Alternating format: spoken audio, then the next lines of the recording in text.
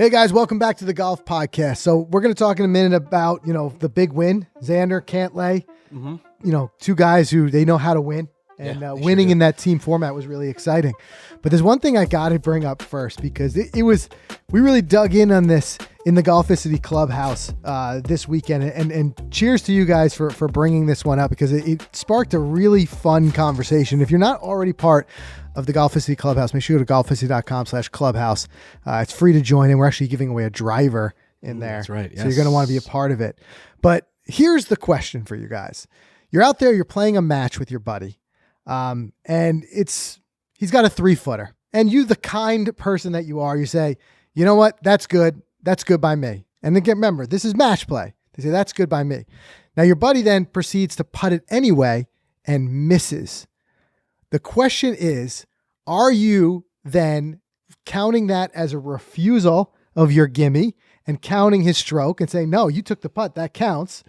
Or does it hold up? Does the concession hold up? Now, we do know the answer to this, and we're going to get into it, but I had to do some digging for it. Mm-hmm. I want to know more so, what do you guys think? Like, what should be the ruling here? If your guy does not take the gimme or just keeps putting, and I want to dive in here in a second to some of the Clubhouse answers and what some people were saying, but what's your thoughts, Mike? My initial out of the gate, if I'm in a friendly match and I concede a putt and he goes and he hits it and he misses, don't even think twice. I gave it to him already. You already gave it to him? Yeah, friendly match. Friendly match. Well, to me, and I would, when I initially had thought about it before I looked up the ruling, my thinking was, well, that depends. Like, is it clearly a practice? Is it clearly a practice stroke? Because you think about it, you watch something like the WGC Dell, PGA Tour, it's match play, right? Sometimes when the hole is over, you see those guys drop a couple putts and they'll putt. Sure. Which, by the way, sidebar, as I'm looking this up, I saw this and found this out. Because the ball is not in play after it's been holed out, the ball doesn't go back into play until you tee it up and tee off on the next hole. Mm-hmm. You can take practice putts in your regular round, even if it was a stroke play round. After you hole out, if you're out there playing, you could take some practice putts. Wow. It doesn't count. The reason you don't see it on the PGA Tour is they create to keep things moving, and it's more of a pace of play than anything else. There's a local rule in play saying that you can't take practice putts during stroke play events after. Interesting. So I thought that was very interesting. But now one thing I would say is before you go and just do it, check that there's not a local rule at play that day. Because for pace of play, they don't want people standing around on the greens. And we all know this. You're waiting to hit up on a green. Right. Whatever. Mm-hmm. So going back to it, I thought, well, maybe if it's a clear practice stroke, then, and it's not the guy attempting to make the putt as part of his score for the hole, then I'm fine with it, right? But how do you really tell that? But a lot of you guys weighed in and we're saying things like, if a guy is not, like I'm trying to paraphrase and reading through some of these, but some of you guys were saying like, look, if a guy's not going to willing to take your generosity, then that's on him. Yeah. Right? I could see that. So interestingly enough, I did some digging to find out what it is. And the answer is that once that putt is conceded, the hole is over. And interestingly, you can't decline my concession. Interesting. So looked it up under, and why would anyone ever decline? But okay. Rule 3B in the USGA rule book under concessions, a concession is final and cannot be declined nor withdrawn. So I can't say, Mike, that putt's good. You hit a practice putt or you hit a putt, whatever it is, you miss. I'm saying, whoa, that counts. Mm-hmm. I can't. Because once I say, Mike, that putt is good, you're in. Hole's over for you. It's a concession. Concession cannot be declined or withdrawn. Okay. Wow. So if you're ever out there in that scenario, maybe it's a not so friendly match and somebody gives you a putt and you putt it anyway. And they say, well, you didn't take my gimme. You can reference, it's actually rule 3B, 2. Yeah. Rule 3B2. Okay. So, and it says a concession is final, cannot be declined or withdrawn. Give it to someone. That's it. It's done. That's it. So after that, you're just practicing. Practice your putt and moving on to the next hole. Interesting. Okay. But I thought that was an interesting one. And I think it might come as a surprise to a lot of golfers who've casually been playing rounds for a long time and thinking, hey, if I say it's good by me and the guy doesn't do it, then whatever. Now, there's also, keep in mind, a lot of times golf can be very fluid when it comes to a casual round. A lot of times, even if it's not match play and we're just trying to move along, sometimes one guy in the round will say, hey, that putt's good by me. Now, if the person you're talking to is playing stroke play and maybe they want to enter a handicap, maybe they want to putt everything all the way out. That's different. We're talking specifically match play. Yeah. So there's some interesting stuff. If you haven't familiarized yourself with the rule book in a while, do a little dive because there's some interesting stuff. I'm sure in there's there. some interesting rules in there. Things you never heard of. Yeah. That is interesting. So the hole is complete. It is complete. When you concede. Once, like I said, that's the main thing. Once it's conceded, it cannot be declined or withdrawn. So I can't tell you, no, I don't want that concession. And you can't say, well, I take that back. Yeah. No, it's over. It's conceded. Wow. It's done. That's your match play. So keep that in mind next time you're out there playing a match. And one thing you guys said in the clubhouse, a couple of you weighed in on this and say, well, that certainly makes me really think before I give anything. Yeah. It's like, yeah. For real, when you give it, that's a full concession. So, guys, we had a lot of fun with that in the clubhouse. So if you're not already part of the clubhouse, make sure you join it. Mike, you said you were watching a bunch of the Zurich this past weekend. You said you were enjoying the format. I liked seeing the guys go low in their best ball format because it's stuff that you and I have done. It kind of reminds me of the YouTube videos that you and I create with best balls. How low can you go? Then they did the alt shot format, which obviously doesn't yield as low because you're depending on your playing partner's lie and where they hit it. There's a lot of strategy out there, a lot of guys talking to each other. So it had a very Ryder Cup type of feel. Yeah, I enjoyed getting that feel in April. You know, and you know, we knocked the Zurich as a joke as kind of like a team event. It's almost not a full event with big name players, things like that. But I got to tell you, it was fun. Well, it doesn't get much bigger than Cantlay and Schauffele. Yeah, that's true. And it was nice to even see some of the bigger names in the field to struggle. I think Hovland Morikawa missed the cut. Yeah. You know, and you have the ability to go. You got guys like Hovland Morikawa on your team, and you can't make a cut in a best ball format. I'll tell you what. You know who's got to be watching and thinking about these things are your captains for your President's Cup and your Ryder Cup, and thinking like, who are these guys that play well together, who don't. Right. And I mean, watch out for the way that, you know, Xander and Patrick play together. Yeah.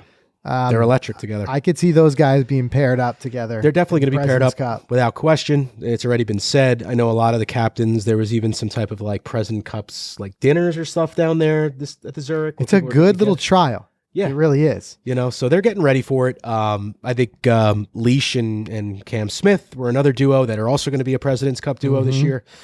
And so on and so forth. And those are guys who've won that event before. Yeah. It was also cool because sometimes when you do have these kind of slightly less conventional formats, you get some other things that you might not have otherwise seen. And you saw Jay Haas. That was a cool story. Yeah. So he became the oldest golfer to make the cut in a tour event, beating out Sam Snead. So he played with his son.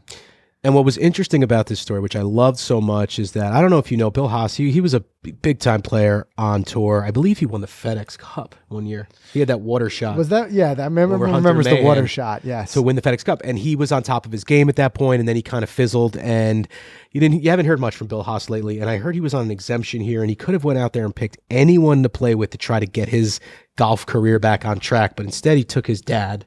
Such a cool story. And it's a cool story. You know, I'll go out there with my father and go play. And they made the cut.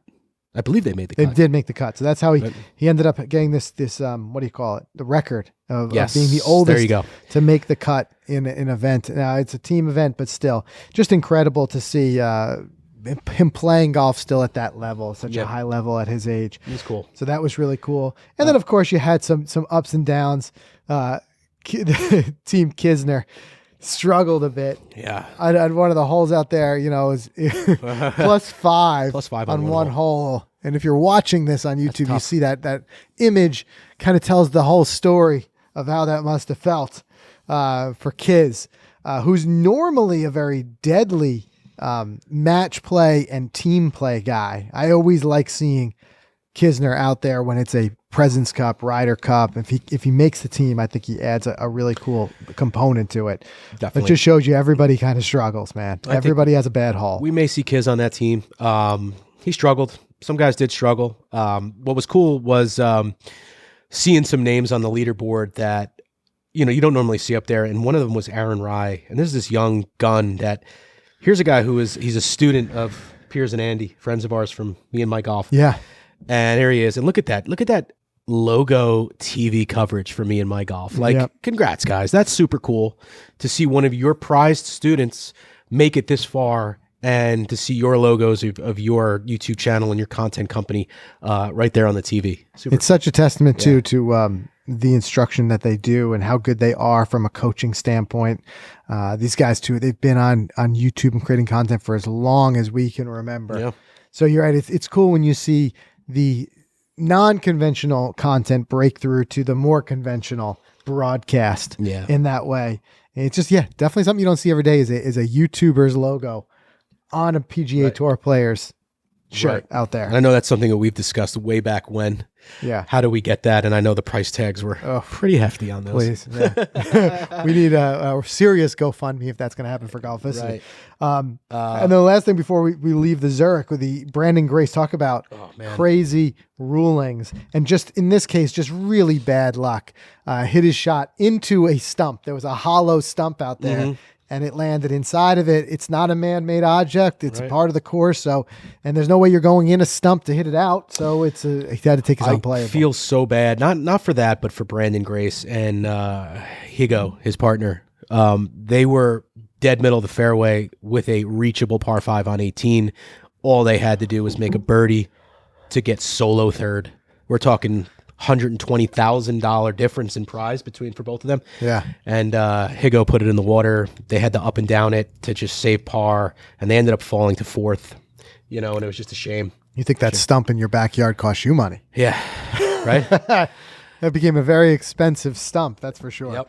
But it tells you, man, when you get out there, there's a certain degree of luck, because that ball is one bounce away from just being in a decent lie in the rough. And instead he lands in a hollow tree trunk. Right. So luck does come into play a little bit. Absolutely. Do you think that course is going to get rid of that tree trunk now? They should. It's so pointless. I don't know. Either that or it there? becomes part of this. To put a plaque around it. Yeah. It becomes part of the draw now. That's true. Part of the story. That's true. This is the exact stump where Brandon Grace, I'd be so Imagine mad. the Tiger Rock at TPC Scottsdale. Yes. He had like people move for him. Yes. Boulder. And then technically it's a movable object. Right. But a stump is not. You can't just bring like 40 guys from the gallery out and be like, let's rip this thing out, dude. That would be pretty wild. Why not? Yeah, I know. It's technically that tree's dead. It's I think, and again, all of a sudden I feel like I'm becoming the rules guy, and I do not want to carry that mantle because I do not know. But I believe that it has to do with whether it's a movable object, whether it's attached to the ground in any way. So for example, like if a rock is loose or a stick is loose, meaning it's not embedded in the ground, you can move it as long as you don't move your ball. But if it's a root or whatever, you can't pull it out. One time though, my father was playing golf with one of his buddies who just did not care. This guy was just like, one of those guys. There was a brand new tree they had planted, like a sapling or whatever. It was in his way. He just pulled it out. Oh God. They're like, come on, man. Let's not destroy the course. But to answer your question, I think that's it. It depends on how the rules decide whether it's actually part of the course embedded in the ground or just an object on the course. Golf is weird sometimes. Yeah, in disc golf, it's like dead and unattached. So right. So if like a tree is dead but it's still standing, you can like push it over. There you go. And so like that's what I was thinking. So a stump would be the same. It's still attached. Technically, right? It's just dead. Dead but attached. Okay. Yeah. But I feel like if it's dead, you could just like we got to bring a rules guy in on this. Like I don't know. Like I would have so just kicked through that stump. Well, she was a pretty significant stump. I'll tell you that much. Yeah, she was. But speaking of luck changing, one that we are just really hoping we see the luck change a little bit for is Rickie. Yeah. I mean, tough stretch here. Look at this stretch for 2022. He's got 5 missed cuts. And then for the 3 tournaments, he didn't miss the cut. His best finish is 42nd. He went 52 at the Arnold Palmer. Here there's a course and an event that he takes a lot of pride in and being there. I don't know. It's tough seeing this guy struggle. I'll be honest with you. I don't like to see him struggle, but at the end of the day, Rickie has amassed $40 million in career earnings. Oh, I don't think anyone feels bad for him. He's not. I'm saying him feeling losing bad for his himself. house anytime soon. I'm almost him right now. I just got married, just had a baby. I got more money than I'll ever need in my entire life. I'm still doing commercials. I'm still making money. I'm still marketable. People still love me. life is good. I know these guys are competitive. They want to win. Yeah. They're competitive. But, I mean... I agree that life could be worse for Rickie, but I think that there's some part of this that's weighing on him, and I think that's why he's having trouble getting out of this slump. Do you think he needs a reboot like Spieth? I would love to see everything? that. I would love to see even a mental game coach change. Who is he with now? Is he still with not Butch? I think Butch retired and recently came out of retirement for Harold Varner. Okay. I just heard that. But I'm pretty sure not too long ago, Butch came out of retirement for Rickie. Yeah, Butch is very loosely retired. He's loosely retired. Doesn't take much to get Butch back off the couch. This guy loves golf too much. But like, why wouldn't a guy like Rickie just say, like, I'm going to live with Butch for a year and go to wherever Butch is set up and just practice and play and try and get better? Like, bring it back to the beginning. Yeah, I'm kind of on that camp of just saying, like, I think a guy like Rickie, I'd like to see him just stop trying to change things and just cut loose, go back. I think Rickie went down a path, which I understand. He went down a path of trying to simplify things in his swing so that he could be more consistent. He left Butch He left him? in 2021. People are scratching their heads on why. Why? So I know what happened. One thing with Rickie, I remember his game was hot and cold, but it would get very hot, and he was and he rode that wave really well. But he was very heavily reliant on his timing being right, his athleticism. And I know one thing he worked on with Butch was simplifying a lot of parts of his swing so he could be more consistent. But it makes me wonder, did he take a bit of the soul out of it? Yeah. I don't know. I'd like to see Rickie just go out there and just be like, whatever. Just like go back to his old ways for a little bit and see. Right. Who knows? I mean, there's a benefit to everything he worked on with Butch, but I think at some point you've got to cut bait, go back to the drawing board, and then see what you can do from there. Maybe it is a mental game coach. I don't know. But I'm not the one who's going to believe that the best is well behind Rickie. He's still young enough that he could have kind of a resurgence. I don't think he's the one who's just going to fade off into the horizon now. Yeah, I don't think so. I think we're going to continue to see him grind out there. This isn't the end. Yeah, it's for now, even for the hopefuls among us, it's starting to get a little long in the tooth. It's like, okay, we got to see something from him. We got to see something. Yeah. We're hating seeing him missing majors, missing team, big team events, Ryder Cups, President's Cups, because we're just so used to a decade of him always being there. Yeah. But I just don't think it's like an age type of thing. I think he's just got to mix something up. But also, like, when's the time to like let some new faces? Yeah, I think the new faces are going to show no matter what. Like some of these guys, like you said, like Morikawa and Hovland, and like these guys are going to shine no matter what. But I just think that there's got to be a way that Rickie can get himself back in the mix enough that he's not missing marquee events anymore. Get himself somewhere back into that top 125 and get into the FedEx Cup playoffs, get into like the Players Championship. Yeah, exactly. That's what I'd like to see from him. Small goals. Yeah. Start there. Get there. But speaking of comebacks. Oh, yeah, go ahead. Sorry, I was just going to say, if Rickie's not able to come back in a relatively short period of time, who do you think Puma hands the keys to the castle to? Well, they got a lot of eggs in that basket with Bryson right now. And but he's Bryson down and out. arguably has a very different style. It's funny to see Bryson's injured and out. Rickie's not performing well. He's almost out. Yeah. Who else is out there for them? Who I feel like shares a very similar style is Van Rooyen. Yeah. But I don't know who he's with right now. But he's got a very more modern, like kind of cutting edge style on him, like a little bit more chanced risk taker with his styles. I mean, I love it. I dig it. It's awesome. But yeah, Rickie's shoes are big shoes to fill because that was just a match made in heaven. Mm-hmm. Those two just went together, and they still, in a lot of ways, Rickie will still be their number one promo guy. You see it as far as social post. Like he had like the, still like the full on Florida print thing that they're going to use for their kind of wacky prints.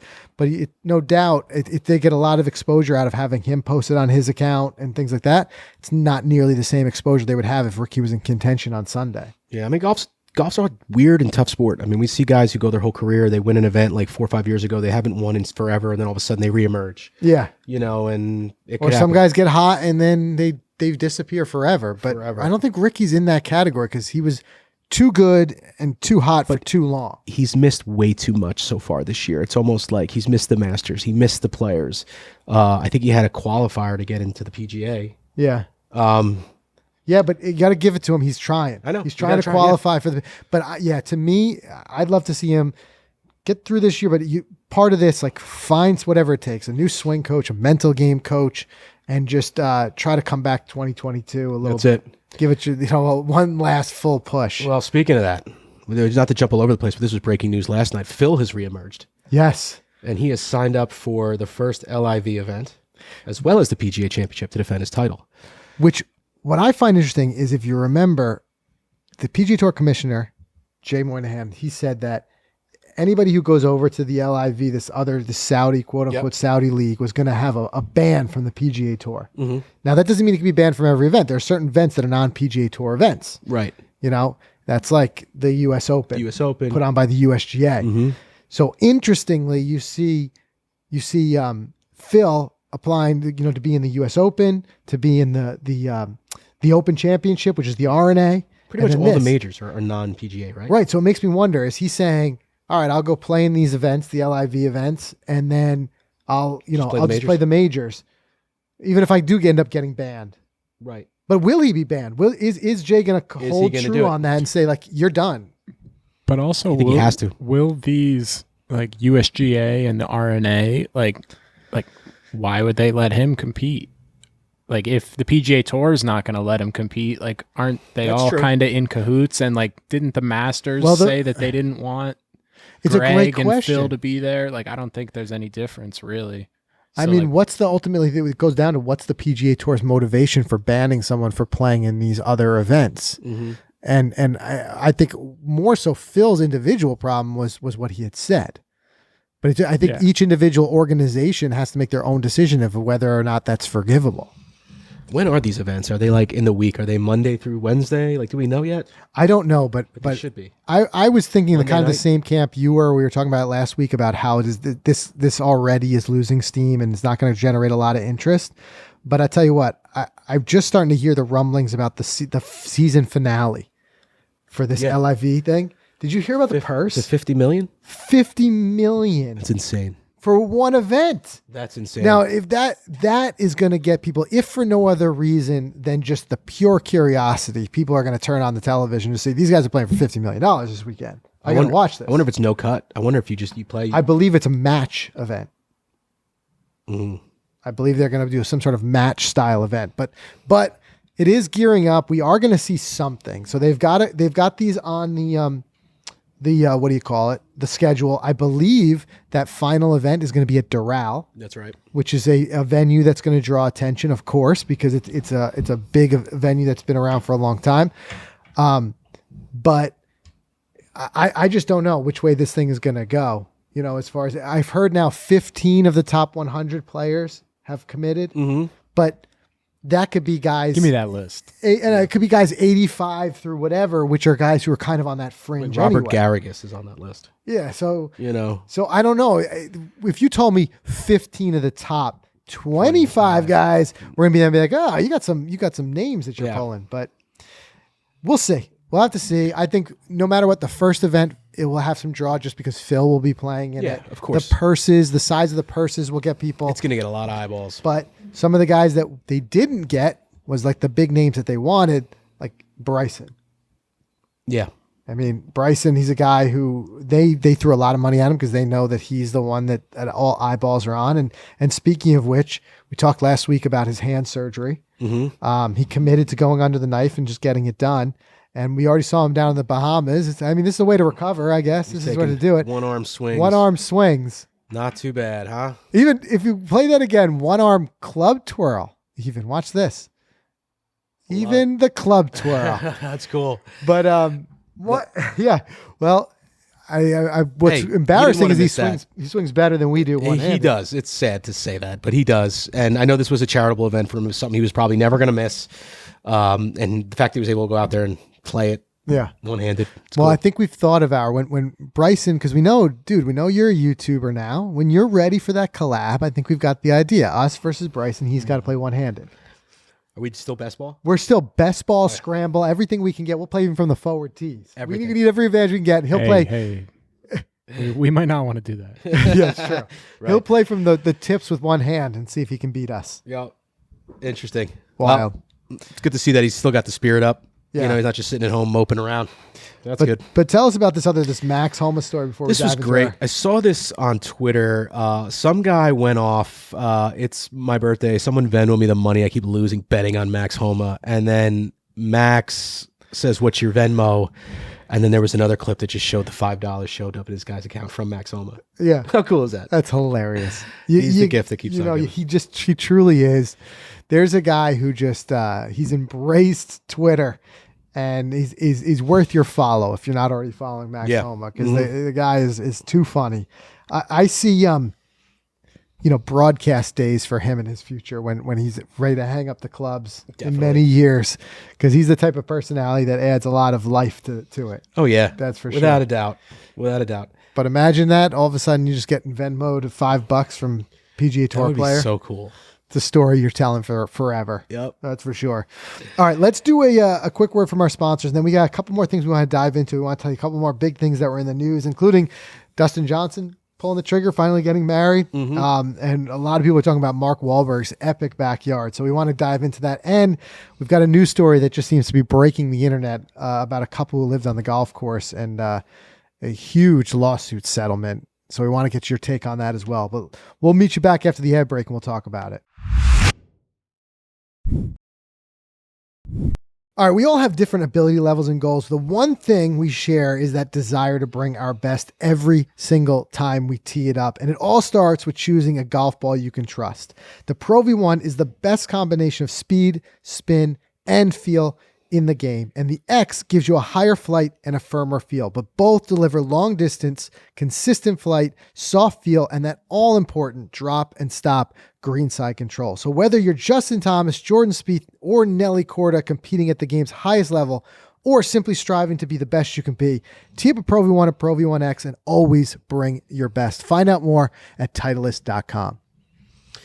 Guys, the Tour Alpha shoes from FootJoy lead the pack as the most tech-focused, crazy comfortable, win-ready shoe in golf. The Tour Alpha is power reimagined, and it sets the standard of stability and comfort for today's athletes who demand the most secure foundation to maximize their power. We're always talking about getting power from the ground in your golf swing. That's why it's important. These shoes feature their most advanced stability system called the OPS system, providing ultimate support and control through the golf swing. Available in a variety of colors in the laced or that BOA click lock, which I love. The shoe is all about power and performance, guys. You got to check it out for yourself. Learn more about the Tour Alpha at footjoy.com. And I want to thank Precision Pro. We're loving the products out on the course. The R1 Smart Rangefinder, they've got a couple of products coming out soon. We're going to talk about that, but not today. But in the meantime, loving the R1, loving the Ace Smart Speaker, which we have magnetic on the cart with music bumping out there. Seems to be a cool theme out there lately. People listening to music out on the course. We got a chance to put these to work over the last couple months, and we really love how smart that rangefinder is. Features like Find My Rangefinder if you leave it on a hole before, wind assist with the My Slope feature that can factor in not only the slope but also how much the wind is taking off your shot or adding to your shot. So hence smart. That's what it's for. You guys have to check it out. It's probably the best rangefinder on the market. Go see it for yourself. Visit precisionprogolf.com. And Yeah, it's changing the game for rangefinders. It really is. I mean, it's stuff. They're thinking of stuff that we never thought was possible in a rangefinder. And with so many on the market, people are always like, "Which one do I go with?" Yeah. Well, you guys see us using the R1. If you're not already subscribed to our main YouTube channel, check it out there because we've also done a couple of breakdowns on how it works. But been super impressed with it. And like Mike said, it's something you've absolutely got to give a look to. All right, guys. So what would you choose? This was something that I saw just pop up the other day. I think it was Golf Digest. Yeah, Golf Digest put this one together. If you had $1 million on the line. Is it $5 million? Oh, $1 million. $1 million Yes. on the line. And you got to pick one of these options. I love when they see these. It just gets people talking because you never know which one. It's basically which one is your most Mr. Automatic in this case. Is it that Jordan Spieth gets up and down in the 72nd hole? Mm-hmm. Option 2 is Cristiano Ronaldo, free kick in the 90th minute. Option 3, Steph Curry, three-pointer in overtime. Or option 4, Patrick Mahomes, 3rd and 9 in the fourth quarter. Who's your play? You can only put your money on one of those guys. Oh, man. It's so tough. I mean, I see a lot of comments are saying Steph. I think I got to go Steph here. I think you got it, right? It's a three-pointer in overtime. Has made noise on the 72nd hole. Look, all these guys are pressure guys, but I think if you're a golfer, you're reading this question and you're thinking, there's too many variables in there for Spieth. Yeah. Up and down from where? Talk to me about his lie, fella. Right. Mm-hmm. You know, I can't put $1 million down without knowing about his lie. Mm-hmm. That's true. Or, with Steph, it's just give him a ball and give him some hardwood. Yeah, he's going out there and he's making that three-pointer. Yeah. I think I go put my money there. Yeah, for sure. If it was like Tom Brady in the Super Bowl fourth quarter, like last drive, then I'm taking him every single time. But like Patrick Mahomes, no, not a Mahomes guy. No, I would have to go with Curry as well. Yeah, I think Steph Curry is your pick right there. But every once in a while, I enjoy these that pop up on social. But speaking of which, this thing that everybody's been talking about, Mark Wahlberg. We all kind of knew he had an epic backyard, but I guess more pictures of it have been emerging. Now, can we look this up on Zillow? I mean, like, can you go in depth and see this house inside and out?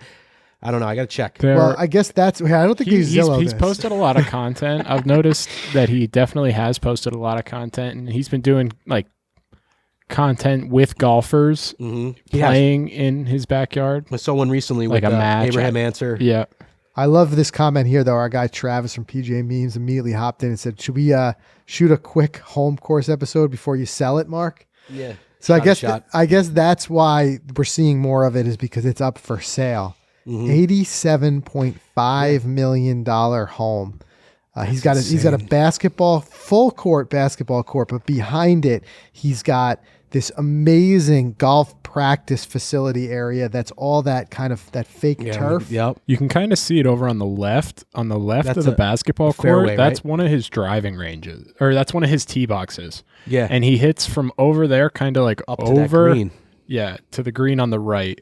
And he also uses the mountain as a little bit of a driving range. He just blast drives into the side of a mountain. That's really wild. Cool. And where is this? Like the hills. Yeah, I'm saying, could you imagine having not only that house, but that much land in that area that you could put a driving range in your backyard? Yeah, crazy. You know how much this land costs? It's ridiculous. Yeah. So if you buy that house, this is not a house you go and get a mortgage on, huh? I don't know. Maybe these guys, even with the money, they mortgage it because then maybe they're more in return than true. But just we can dream. We can only dream. Now, the other side of that coin, from building a epic golf facility in your backyard to living perhaps a little too close to and you live this a little bit. I sort of have. I've lived once. One of my houses that I lived before I moved, I was on a golf course in one of those cul-de-sacs near a golf course. Personally, I loved it because, right in that last half hour of sunlight before it was completely pitch dark and all the golfers were off the course, I'd go out there and I'd just walk through the woods, work on my short game a little bit.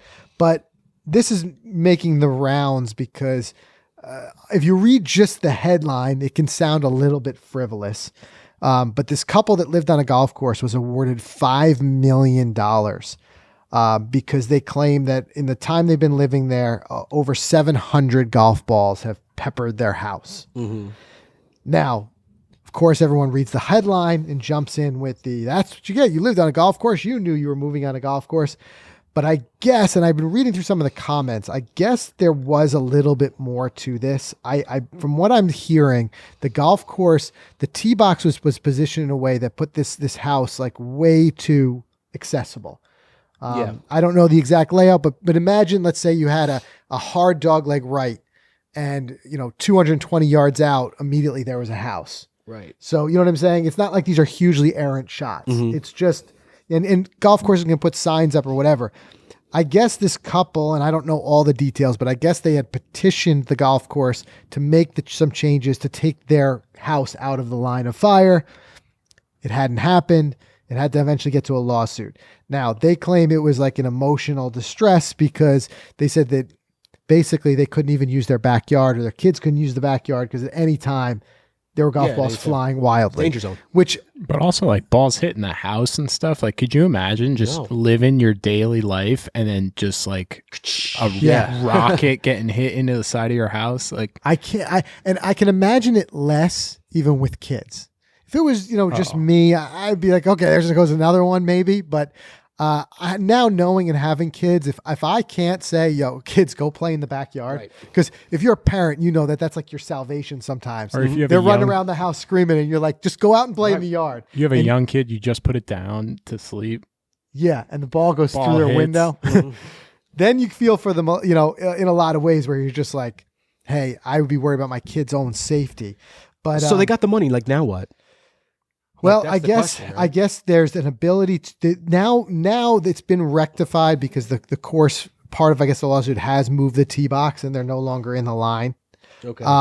But I guess there is the ability that it could be appealed. And I don't know if we're going to get to that point. And also, how these things are sometimes, Mike. They're so sensational. It says $5 million, but like the people never get anywhere near that. Right. You ever see those awards? They were actually like the court deemed like $3.9 million to be like their settlement or whatever. Mm-hmm. And then the rest was all interest. Yeah. It says $3.5 million for damages and mental and emotional suffering, with ballooning to $4.9 million with interest. The course has since altered the tee box on the 15th hole to end a barrage of balls that were hit into the house. And the course plans to appeal the case. So who knows? The people, at the surface, it's easy to, I understand, get angry and think like they got this huge payout for just getting some golf balls in their backyard. The reality is it could get back and forth in appeals. They could never see the money. Mm-hmm. And from what I'm understanding, they did the lawsuit because just no one would listen to them and stop it. Right. But 1 or 2 golf balls short, 700 golf balls into your house. You can imagine what your siding looks like. I know, right? Seriously. Rates are going up like at that Swiss course. cheese. What? I said rates are going up at that course. Yeah, and you almost wonder, like, I don't want to swing the pendulum too far in their favor, but I'm putting myself in their shoes. You can get to a point too where your house can become unsellable. Right. You go list it on the market. Now people are coming to look at it and they see 500 ball marks on the side and they're like, I don't want to live here. Well, I don't think it's going to be sellable now. Like, well, now supposedly if they're no longer in the line of fire. Oh, okay. Yeah. From what they say, they've moved the tee box so that they're not directly in line. That makes me think of Ramsey Country Club. I don't know how well you remember it from the one round, but on the back 9, going up to that green, it was just surrounded by houses. Yes. And I hit the siding of a house. The one house is in the rough. It's literally there's no woods. It's just in the rough. Yeah, it's right there. It's insane. And that was what I was thinking of. The siding on that house has all those dents. And I've hit it. And there's dents, dents all over it. I guess they don't care. Who knows? Like living on the country club. Whatever the disc difference is, I don't know. Anyway, let us know what you guys think about that one in the comments, because it has been very polarizing reading the comments of some people saying it seems totally frivolous to other people saying, like, I hear them, like, you're trapped and you need some way out of it. That was wild. What else do we have here, Mike? We talked a little bit about DJ and Paulina getting married. I'll be honest with you. I don't kind of follow the off-course stuff that much when it comes to these guys' personal lives. It wasn't until this thing came out that I didn't realize that they weren't married. Yeah, that's what Zach said. Yeah. I thought they were. Yeah. I thought they were married too. I knew they were engaged. I knew they had kids, but... And like DJ and Wayne Gretzky had like their shoe line come out. Like, how are you going to go do like a shoe line with a dude that may not end up marrying your daughter? Yeah, like, I mean, I think it was like for all intents and purposes they were married, and this was like... This just sealed it up. Yeah. Yeah. They had their kids together, and... Why not just make it official type of thing? But DJ's now a married man. So married man. So what does that mean? Does that mean he drops in the world ranking? Isn't that the formula? Going back to that cringeworthy Morikawa. Yeah, that cringeworthy comment. Interview, yeah. Yep. And then also we had another thing this week. Big thing was John Daly and Little John signing a mutual sponsorship with Hooters. Interesting. We said before how well-placed Cobra and Rickie were. I don't think anything goes better together. They fit that brand so well. Yeah. Like the Dailies and Hooters. The Dailies and Hooters go together like Jack and Coke. Yeah, and I think little JD is going to be following his dad's footsteps and probably inking all those same sponsors as he goes along. Well, and now this needs new rule changes where collegiate, sponsorships. Right. This is evidence of that it can work out and it can be lucrative for some of these guys. But I think, John Daly, it's probably one of those, I'm here every weekend anyway. You might as well sponsor me. It was so funny. He did an interview about it and just talking about it just lined up with, our visions lined up and stuff like that. It's just like, so funny. You should have said field of view, like in Seinfeld. If something crosses my field of view. Yeah. Right. Anybody who's really deep in Seinfeld will remember that one. Right. The Pasta Primavera. Yes. Yeah. Yep. I know exactly what you're talking about. My field of view. Anyway, that's everything we have for you guys this week. Like I mentioned earlier, if you're not already part of the Golficity Clubhouse, make sure you go to golficity.com/clubhouse. Join us in there. We've got a private chat. A lot of what we talked about here came directly from that. Love getting in there and mixing it up with you guys. And at the end of the month of May, we're going to run this through the whole month of May. We're going to randomly pick one person from the clubhouse to give away a Titleist TSI driver. So that's our way of kind of giving back. We love the community. We love what you guys do for Golficity. We love having you as part of the Golficity community. And we've created this clubhouse as a place for everybody to get together virtually. And a lot of people are getting together from it physically. Hey, you in this area? Let's link up for a round. That's what I love about it. Golf is a game that's best when it's shared. So make sure you check out golficity.com/clubhouse to join. And we'll see you all again next week.